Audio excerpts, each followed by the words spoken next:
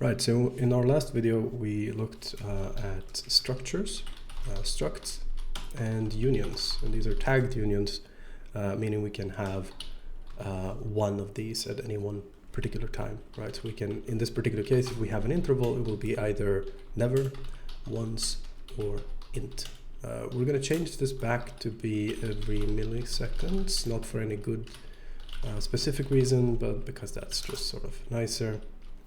And here we can remove actually one of these cases because we're no longer demonstrating this. Here we're going to do every milliseconds like this, and here we're going to check for that as well. And there you go. As we can see, when we make these changes, not much is actually, we don't need to change that much, right? So there's one thing that I think sets Odin apart from some other languages, fairly specifically, especially the direct competitors to Odin. Well, competitors maybe is a little bit of a strained phrasing here, but the alternatives that you have for Odin here would be probably Zig, maybe for certain projects you would say Go, and so on. Both of these actually have what I would at least characterize as inferior error handling to Odin.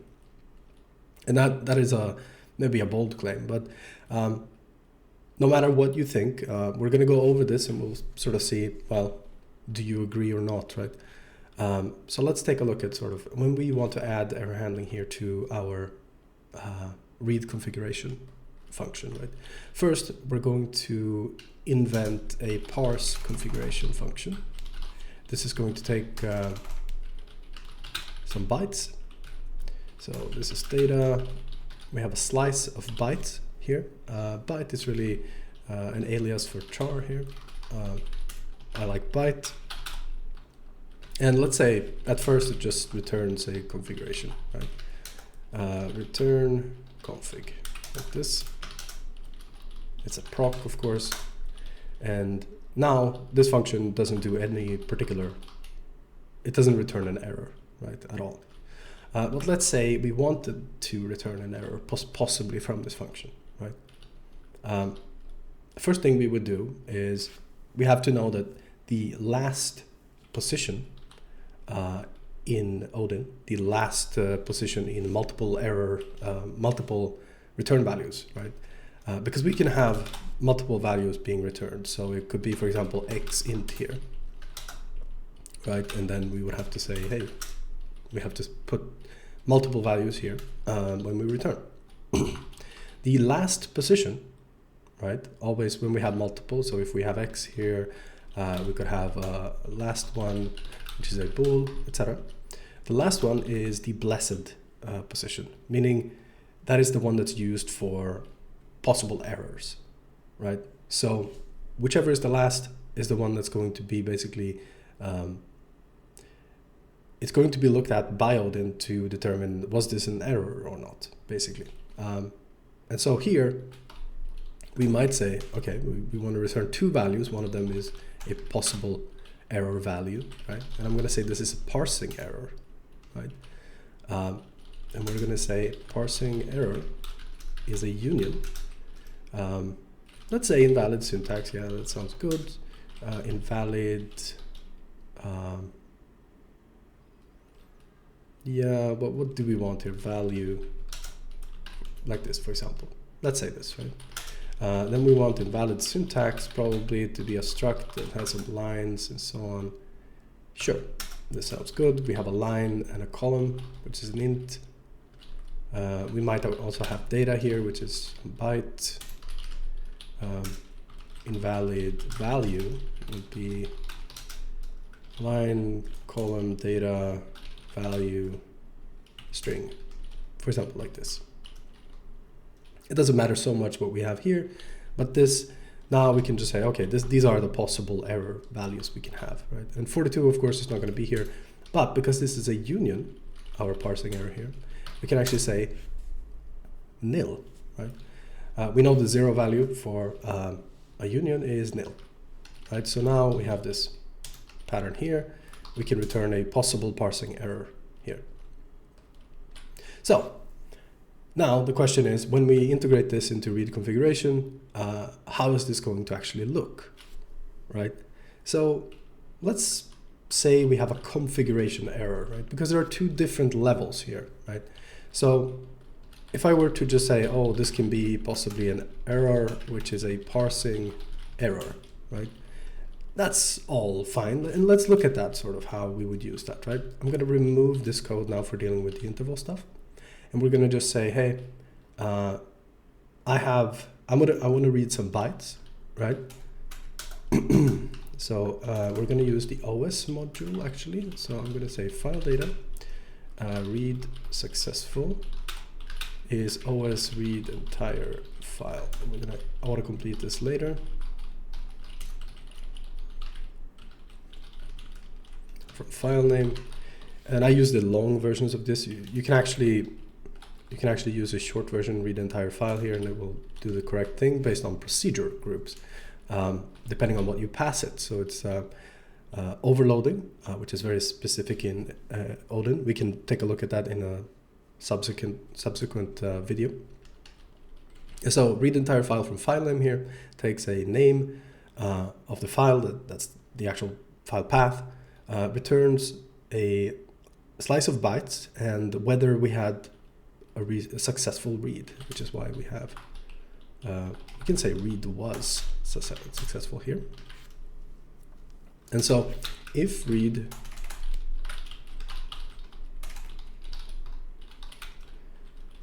like this, if we weren't successful, what do we actually want to do, right? Now we come to this interesting part where there are two levels here. There's parsing and there's reading the file and so on.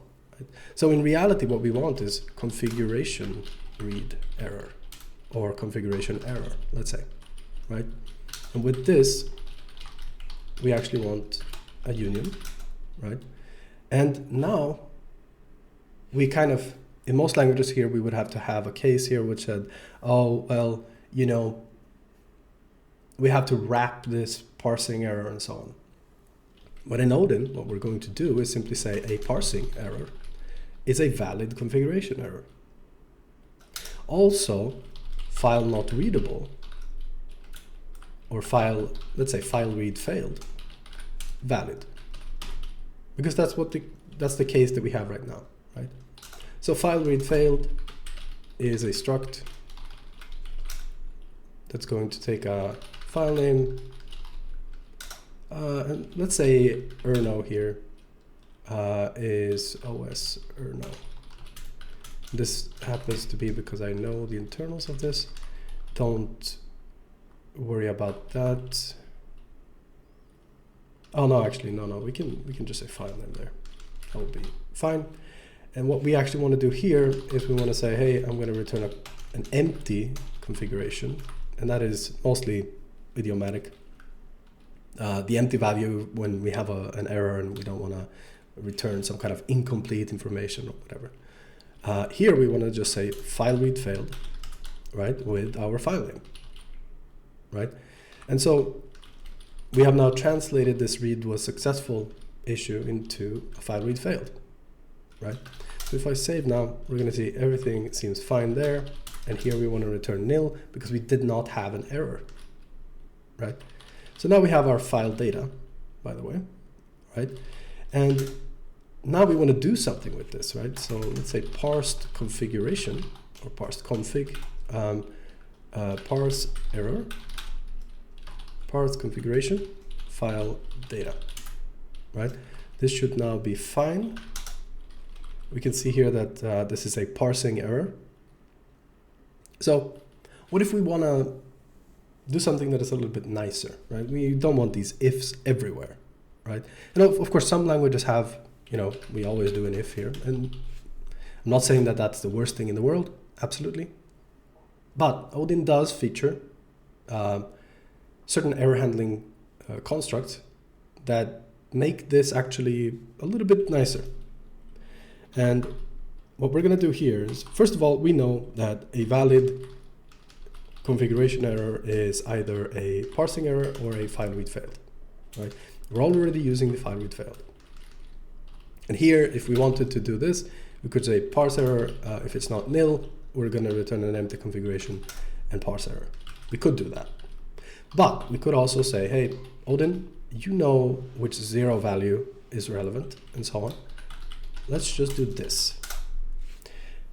What is happening here is exactly the same thing as the if that I showed you right now here, this one, right? So if we copy this code, we just put it up here in a comment, we modify this one to be like we had. These two do the same thing, right? So parse config parse error, interrogate the parse error to see if it's non-nil, return it. But the shorthand here is basically saying we are only going to pass this point if we did not have an error from parse configuration. And of course it understands here, if I removed parsing error as a valid configuration error, we would not be able to call this, right? Cannot assign end value of type parsing error to configuration error in or return. So this is a facility that Odin uses to basically get something like the question mark syntax from Rust, right?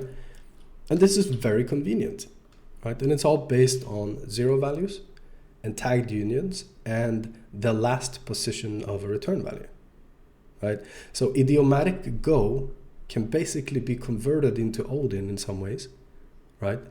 And be shorter with this pattern.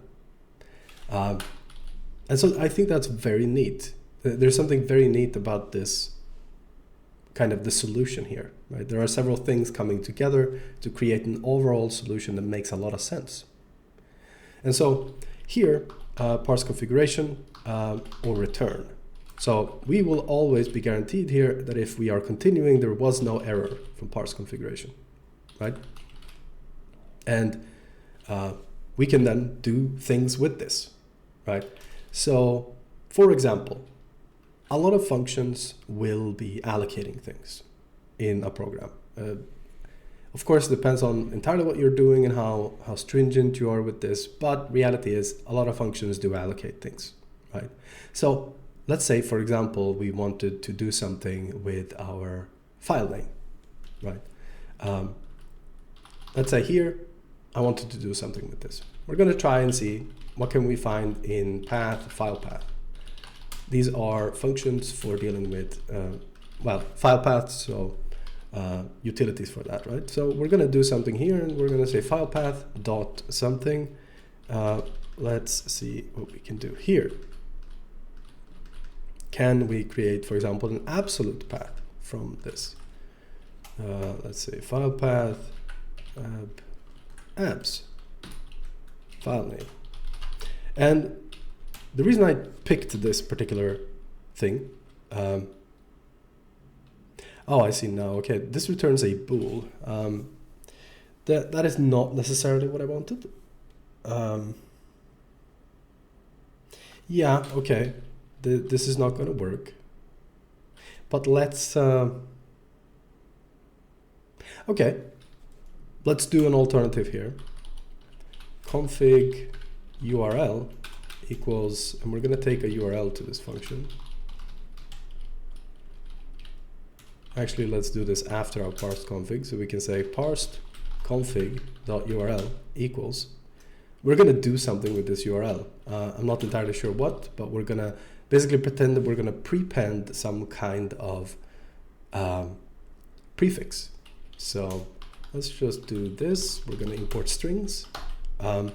So here we want to do something with these strings, right? And we are going to concatenate parse config URL